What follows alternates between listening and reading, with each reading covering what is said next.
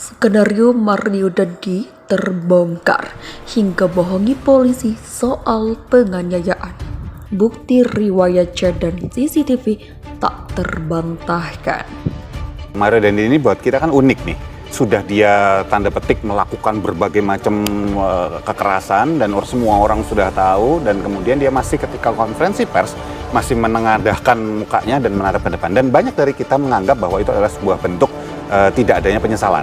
Betul. Nah, penyesalan itu adalah gabungan dari ekspresi sedih dan takut, which is itu nggak muncul di wajahnya Mario Dandi, memang tidak muncul. Ini anak tidak mengenali tentang ekspresi emosi penyesalan dalam apa yang sudah dia lakukan. Bahasa lainnya adalah sebetulnya dia cuma panik di dalam hati.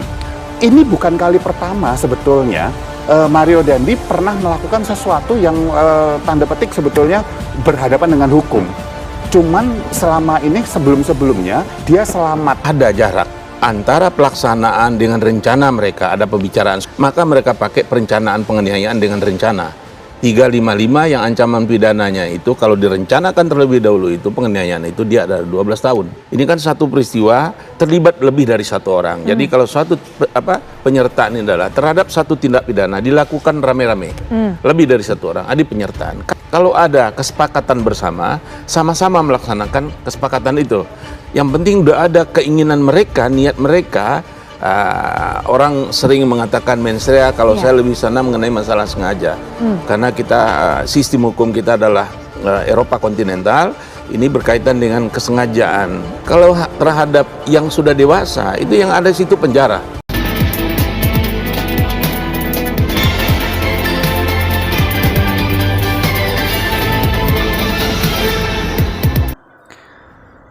Skenario Mario Dandi terbongkar hingga bohongi polisi soal penganiayaan.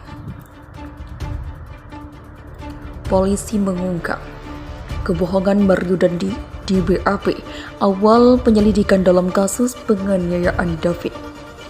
Menurut polisi, Mario menyatakan David mengalami koma setelah berkelahi, bukan karena dianiaya. Kebohongan tersebut terkuak dari bukti percakapan pesan singkat. Tak hanya itu saja, polisi berhasil menguak fakta dari rekaman kamera CCTV yang berada di sekitar lokasi kejadian. Awalnya mereka, SR, SL, dan AG jadi disetir seolah terjadi perkelahian, tapi begitu dilihat dari bukti yang lain tidak bisa bohong lagi, kata Hengki. Jadi jangan salah paham, kami tidak berdasar pada keterangan tersangka, kami identikan sesuai dengan alat bukti yang lain, sambung Hengki. Mario sempat arahkan Saint Lucas dan AG bohongi polisi. Tersangka kasus penganiayaan terhadap anak pengurus GP Ansor David Ozora, Mario Dandi Satrio terungkap sempat memberikan keterangan palsu kepada pihak kepolisian. Hal ini disampaikan oleh Direktur Reserse Kriminal Umum Polda Metro Jaya, Kombes Hengki Haryadi, dalam konferensi pers pada Kamis. Awalnya, Mario mengaku pada polisi bahwa ia terlibat perkelahian dengan David. Namun setelah dilakukan pendalaman, penyidik menemukan bukti bahwa Mario bersama temannya yakni Saint Lucas dan kekasihnya AG telah merencanakan untuk memberi pelajaran pada David.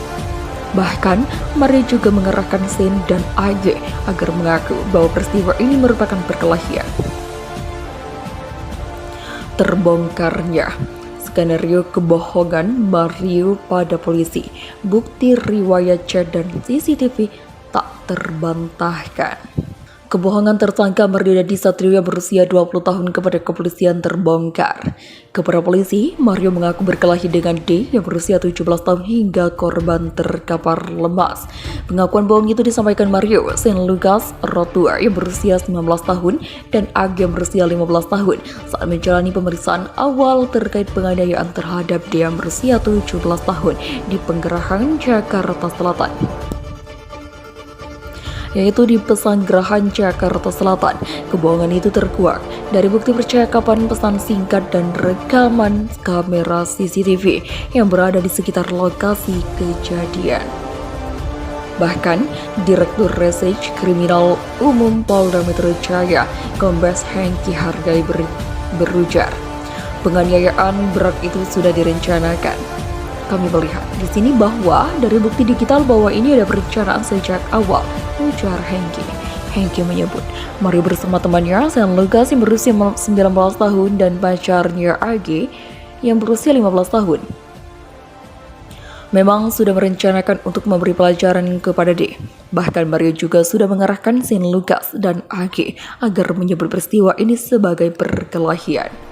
Awalnya mereka SL dan AG jadi disetir seolah terjadi perkelahian, tapi begitu dilihat dari bukti yang lain tidak bisa bohong lagi, kata Hengki. Rekaman kamera CCTV yang merekam peristiwa itu pun memperkuat dugaan penganiayaan berat yang sudah direncanakan terhadap D. Jadi jangan salah paham, kami tidak berdasar pada keterangan tersangka, kami identikan sesuaikan dengan alat bukti yang lain, tutur Hengki. Kebohongan tersangka Mario Dandi Satrio berusia 20 tahun kepada kepolisian terbongkar. Kepada polisi, Mario mengaku berkelahi dengan D yang berusia 17 tahun hingga korban terkapar lemas.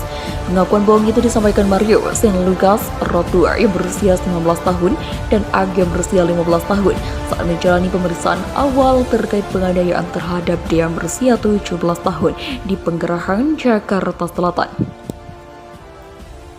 yaitu di Pesanggerahan, Jakarta Selatan. Kebohongan itu terkuak dari bukti percakapan pesan singkat dan rekaman kamera CCTV yang berada di sekitar lokasi kejadian.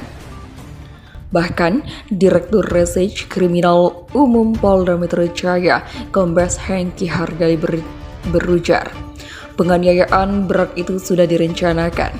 Kami melihat di sini bahwa dari bukti digital bahwa ini ada perencanaan sejak awal, ujar Hengki. Hengki menyebut, Mario bersama temannya Sen Lucas yang berusia 19 tahun dan pacarnya AG yang berusia 15 tahun. Memang sudah merencanakan untuk memberi pelajaran kepada D. Bahkan Mario juga sudah mengarahkan Sen Lucas dan AG agar menyebut peristiwa ini sebagai perkelahian. Awalnya mereka SL dan AG jadi disetir seolah terjadi perkelahian, tapi begitu dilihat dari bukti yang lain tidak bisa bohong lagi, kata Hengki. Rekaman kamera CCTV yang merekam peristiwa itu pun memperkuat dugaan penganiayaan berat yang sudah direncanakan terhadap D.